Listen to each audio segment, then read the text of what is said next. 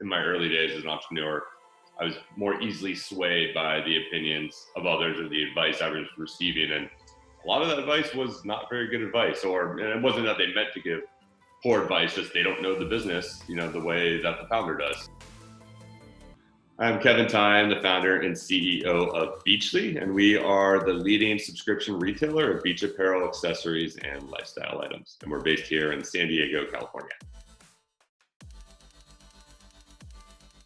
Yeah, if I didn't live here, would I still have the same company, the same product? I guess that's hard to say. I grew up in Washington, D.C., 3 hours from the ocean, and I fell in love with surfing and the beach life at a young age during our summer vacations. And so when I returned back to DC, I had no access to that lifestyle, to the culture, and I was just craving it. And then that kind of planted the seed for this business, which, I launched decades later.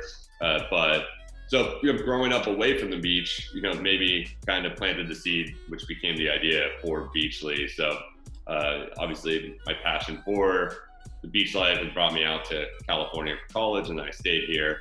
And then, being able to go out to Hawaii for Blue is, further ignited my passion for that beach life and the culture.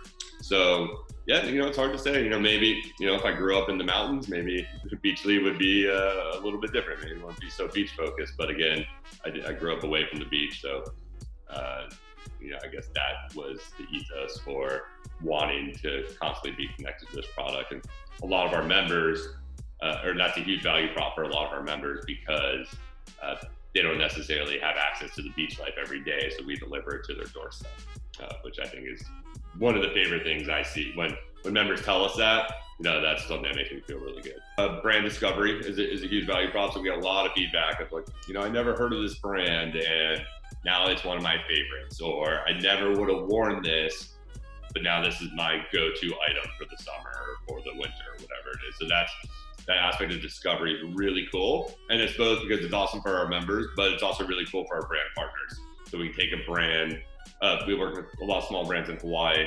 So it's awesome when we can take a brand from Hawaii and distribute it to people all over the country and Canada and other places, and finding out hey, this is their new favorite beauty product or their new favorite clothing brand. And so that's great on both sides. It's a win-win. So I launched my business to the testing phase in 2015, and then we really started to put some capital into it and grow the business in 2016. And I was looking for two things. One was I was looking for potential investors that were going to be interested in my business, which pertains to the beach lifestyle. So what better place what can do was Hawaii.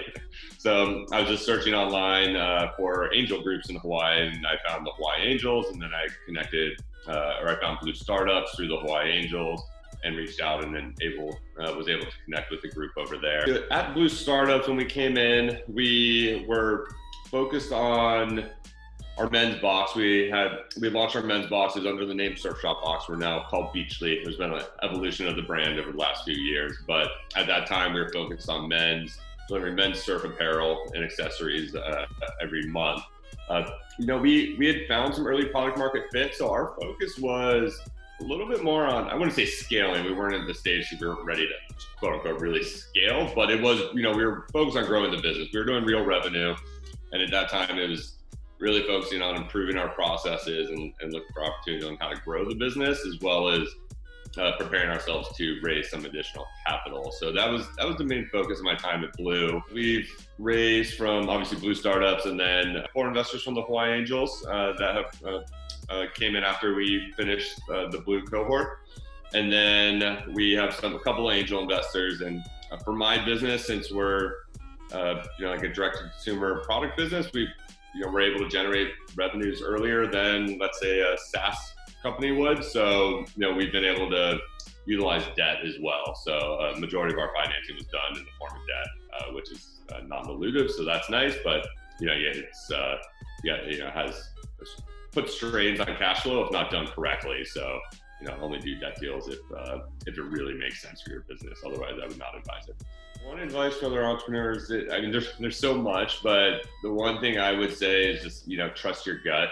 Especially in the early stages, you have so many people that are going to tell you to do this or do that. And look, it's extremely important to listen to advice, and learning from people that have been there before is instrumental, will be instrumental in your success. But when it comes down to it, no one knows your business like you do, and you have to trust your gut. And I said, I guess, in my early days as an entrepreneur, I was more easily swayed by the opinions of others or the advice I was receiving, and a lot of that advice was not very good advice, and it wasn't that they meant to give poor advice, just they don't know the business, the way that the founder does. So, you've got to just take everything into account, but when it comes to it, you got to trust your gut.